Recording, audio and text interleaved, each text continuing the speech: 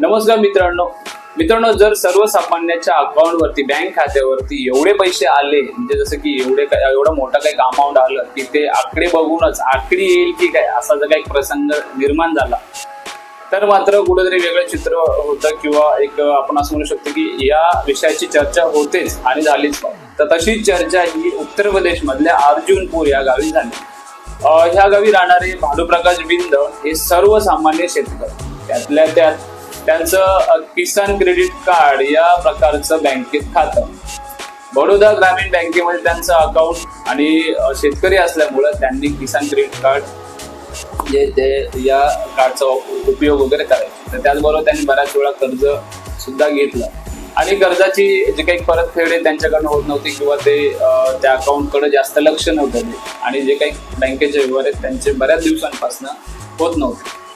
तर या सगळ्या गोष्टी होत असताना भानुप्रकाश बिंद हे आपले दैनंदिन काम करत असतात. त्याच वेळेस त्यांना एक मेसेज येतो. मेसेज अशा प्रकारचा असतो की चारो ओर चौकन्ना, म्हणजे फुल टेन्शनचं काम असतं. कारण की मेसेज बघतात त्यामध्ये जो काही मेसेज पाहतात आणि जे काही आकडे पाहतात त्यांना आकडे येते की काय असं जो काही प्रश्न किंवा असं जे काही प्रसंग या ठिकाणी घडतो. तर त्यावेळेस ते मेसेज बघतात आणि नंतर मेसेज बघितल्यानंतर मात्र त्यांना थोडा शॉर्ट लागतो. कारण की जे आकडे आहेत ते एवढे आकडे आहेत की त्यांना मोजणं शक्य होत नाही आणि ते आकडे असतात 100 अब्ज रुपये आल्याचे जे काही मेसेज आहे भानुप्रकाश बिंद यांना येतो. प्रश्न पडतात पैसे कोणाचे, पैसे कुठून आले आणि पैसे कोणासाठी पाठवले, नेमकं काय झालंय हे भानुप्रकाश बिंद यांच्या डोक्यावर न जातं किंवा बाउन्स होतं. त्यानंतर मात्र या गोष्टीची चर्चा होते. एकंदरीत पैसे कोणाचे आहेत किंवा काय झाले नेमकं या गोष्टीची चर्चा आजूबाजू आणि नातेवाईकांमध्ये होत असते. तर या सगळ्या गोष्टीची माहिती मिळवण्यासाठी किंवा नेमका काय प्रकार घडला या सगळ्या गोष्टींसाठी ते थेट बँकेत जातात. बँक गाठल्यानंतर त्यावेळेस बँकेचे प्रभारी मॅनेजर आशिष तिवारी आणि त्यांचे जे काही सहकारी बँकेचे कर्मचारी असतात हे सुद्धा या ठिकाणी चक्रावून जातात. अरे बापरे, लाख नाही, 50 लाख नाही आणि करोड सुद्धा नाही, या ठिकाणी 100 अब्ज रुपये तेही सर्वसामान्य शेतकऱ्याच्या बँक खात्यावर कुठून आले हा जो काही सर्वात मोठा प्रश्न आहे तो या सगळ्यांनाच पडतो.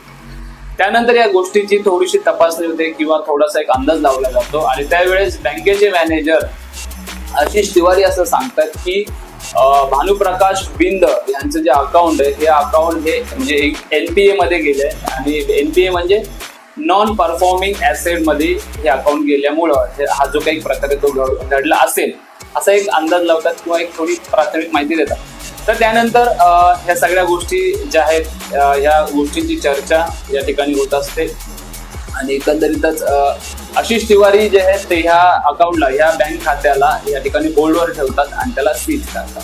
कारण की जो तपास पूर्ण होत नाही तोपर्यंत हा जो काही हे जे काही खातं आहे हे सीज करून या ठिकाणी होल्डवर ठेवण्यात येतं. तर या सगळ्या प्रकरणाची एकंदरीतच पुढे तपासणी चालू आहे, हा पुढे तपास चालू आहे आणि जे काही पैसे कुठून आले, कारण की बघा राजकीय धूमधाम चालू होती, राजकीय क्षेत्रातल्या निवडणुका चालू होत्या आणि या सगळ्या गोष्टीचा अँगल राजकीय क्षेत्राकडे पण थोडासा लागतो. त्याचबरोबर पैसे 2 नंबरचे तर नाहीत ना किंवा पैसे मुद्दामून कोणी पाठवले किंवा कोणाचे पैसे, कारण की ब्लॅक मनी व्हाईट मनी हे नक्कीच 100% इतरांच्या डोक्यात आला असेल.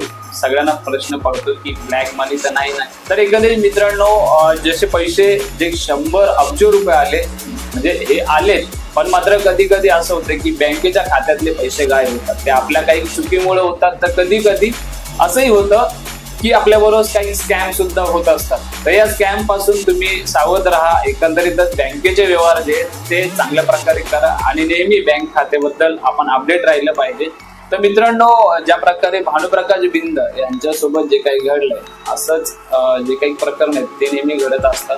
तर नेहमी अपडेट राहा आणि काय म्हणतात वेळोवेळी आपले बँक व्यवहार आपण तपासले पाहिजेत जेणेकरून आपल्याबरोबर काही चुकीच्या गोष्टी घडता कामा नये.